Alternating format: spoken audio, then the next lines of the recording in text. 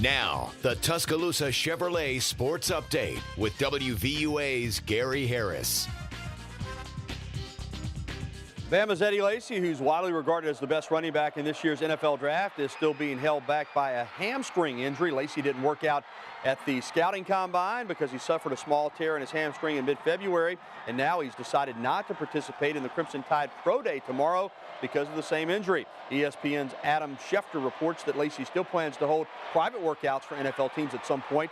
NFL teams know what Lacy can do on the field, so his inability to work out at either the combine or his pro day probably won't do much to affect his draft status, just as long as his hamstring heals well enough that he can run at some point before next month's draft. And good evening, everybody. Don't forget Tider Insider TV coming up tonight right after the news. Well, Georgia's Kentavious Caldwell-Pope has been named the SEC Men's Basketball Player of the Year by the league's coaches. Florida's Billy Donovan is the Coach of the Year, and Kentucky's Nerlens Noel is the top freshman and defensive player despite suffering a season-ending knee injury late in the season against Florida. Now, the league released the awards and its all-SEC teams earlier today.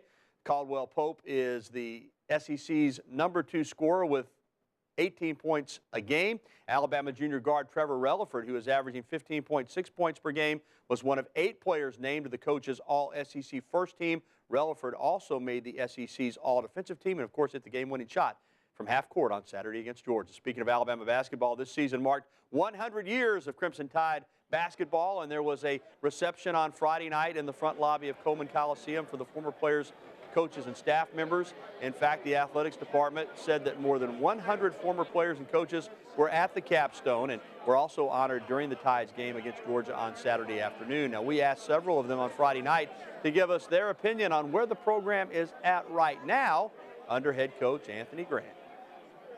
I think it's in good hands. Of course, we always want to win more, and they could use a little scoring, you know. But I think they'll be okay if they can get some, more scorers around, and the defense is there for sure.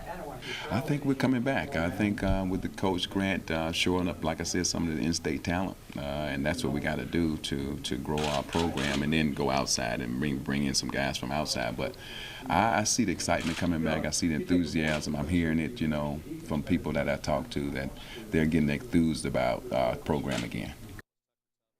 And let's stay with Alabama basketball. Junior center Musa Gay's journey to Tuscaloosa has been an interesting one. But after landing at the U of A last season, Musa has provided a big lift to the Bama basketball team and has become a fan favorite in the process. WVUA Sports correspondent Scott Braswell has the story. Musa Gay's story begins in Dakar, Senegal, with a population over 1 million. Gay had a different perspective on life than players in America. I got raised half of my life by my mom, half of my life I raised myself, so. The 7-footer was a great addition to the Alabama squad as he not only brought size to the extremely small team, but a healthy body to the injured club. He likes to play, he likes the defense. He's not a showy offensive player. I like how he's more worried about how many blocks he has than the points he has. I respect that. Gay started playing basketball as a teenager in Senegal. After honing his skills, he decided to enroll at Lakeland College in Illinois. I went to junior college. Before I go to junior college, I was in a basketball academy back in my home country. While at Lakeland, he would receive offers from schools all over the country. When he visited Tuscaloosa, he knew he had found a new home. After a couple of games, I heard they called him Moose, and so I was like, yeah, we can work with that. Finally, healthy Gay has taken advantage of the playing time and has more blocks this season than shot attempts.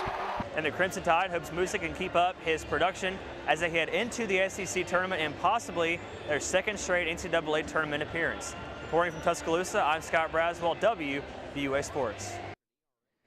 Thank you, Scott. Well, last week was a tough one for the Crimson Tide baseball team, an 0-4 week that included a loss to Auburn in the Max Capital City Classic in Montgomery last Tuesday night. And then they were swept by number 5 Louisville on the road over the weekend. Bama, which is now just 8-7 on the season, trying to turn things around, beginning tonight at home against Memphis with the first pitch just underway about 15 minutes ago. That game will be the first of a 5-game homestand for Alabama. We will have it for you in its entirety tonight, tape delayed at 10:35. Alabama will host the Tigers again tomorrow night. And following the 2-game set against Memphis, Alabama will open SEC play at home against Tennessee this weekend. That's a look at sports. I'll see you on Tider Insider in just a couple of minutes. We're back after this. This has been the Tuscaloosa Chevrolet Sports Update on WVUA. Roll, Chevy, roll.